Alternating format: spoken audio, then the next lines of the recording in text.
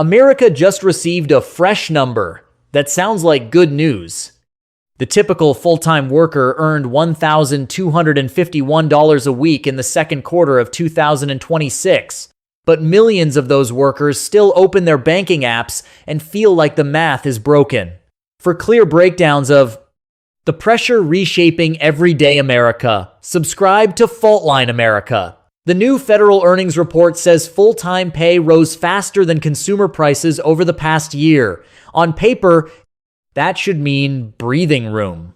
In real life, many households say the breathing room disappears before the month is halfway over. That is the conflict at the center of this story. Washington measures improvement.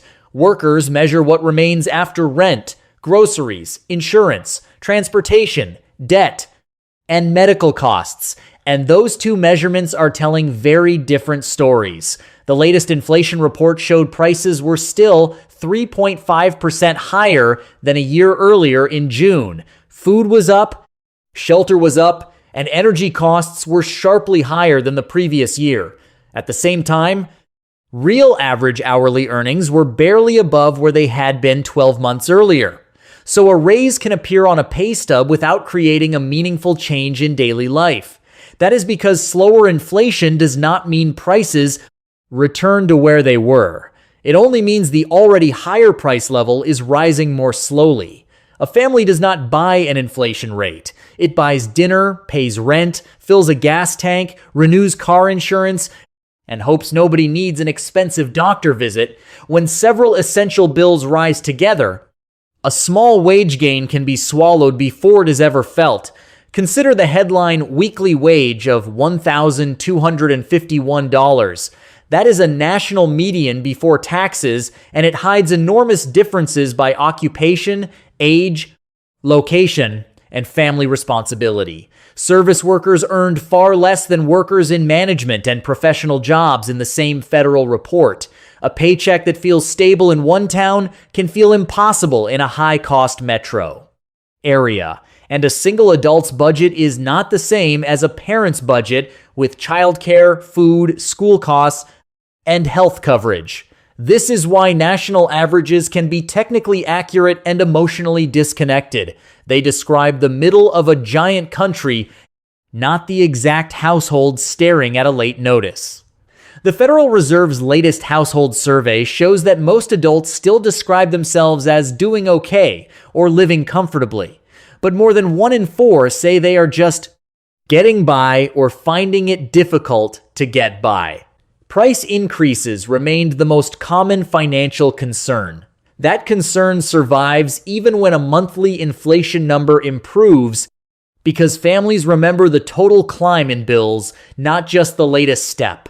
And if you are following where America's economy is heading, hit subscribe.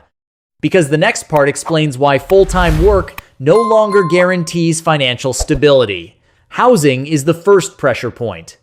The Federal Reserve found that the median reported rent was $1,200 in 2025, while the median mortgage payment among homeowners with a mortgage was $1,600. For people who had moved recently, the typical payments were even higher. Nearly 1 in 4 renters said they had fallen behind on rent at some point during the year. Among renters earning less than $50,000, the share was close to 1 in 3. That is not a story about people refusing to work. It is a story about fixed monthly obligations, taking a larger bite before groceries, transportation, or savings even enter the picture. Then comes the car. In much of America, getting to work requires one, which means a payment, fuel, repairs, registration, and insurance. When gasoline or insurance jumps, workers cannot simply stop commuting. They absorb the increase, cut something else, or place the difference on a card. Then comes healthcare. The Fed reported that 26% of adults skipped some form of medical care in 2025 because they could not afford it. That includes people delaying dental care, doctor visits, follow-up treatment, counseling, or prescriptions. A full-time job may provide insurance, but insurance does not erase deductibles, copays, uncovered services, or the cost of missing work. Then comes the surprise expense that is never really a surprise. A tire fails, an appliance breaks, a child gets sick, or a phone needed for work stops functioning. 59% of adults reported a major unexpected expense during the previous year. Once that happens, the budget stops being a plan and becomes a sequence of trade-offs. Pay the repair now and delay the utility bill. Cover the prescription and carry the grocery balance. Protect the rent payment and postpone everything that can.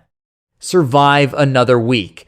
This is where credit stops being a convenience and becomes an extension of the paycheck. 45% of credit card owners said they carried a balance at least once during 2025. The Fed's linked credit data found that balance growth was concentrated among people already struggling financially. That matters because interest turns yesterday's shortage into next month's bill. The worker is no longer paying only for today's groceries or repair. The worker is also paying for the fact that last month's income was not enough. Critics often reduce this debate to personal responsibility. Budget better, cancel subscriptions, stop buying coffee, move somewhere cheaper, or find another job. Personal choices matter, but those answers become less convincing when the largest pressures are housing, transportation, healthcare, food, and debt service. You cannot coupon your way out of a rent increase. You cannot skip every commute when your workplace is miles away. And switching jobs is not risk-free when health coverage, childcare schedules, and local hiring conditions are attached to the current one. Politicians from both parties will try to claim the strongest number. One side will point to higher nominal wages, another will point to inflation, debt, and household stress. Both can select a statistic that supports the argument they want to make, but the honest conclusion is more uncomfortable. Some indicators are improving, while the structure of essential costs still leaves many workers exposed. A full-time job remains valuable. But it is no longer automatically a shield against financial fragility. That is why Americans can earn more, work steadily, and still feel broke. The paycheck increased, but the margin for error did not. Subscribe to Fault Line America, leave a like, and tell me in the comments what single bill is putting the most pressure on working Americans right now. And the bigger question is this: if full-time work cannot reliably create security, what exactly is the American economic promise supposed to mean?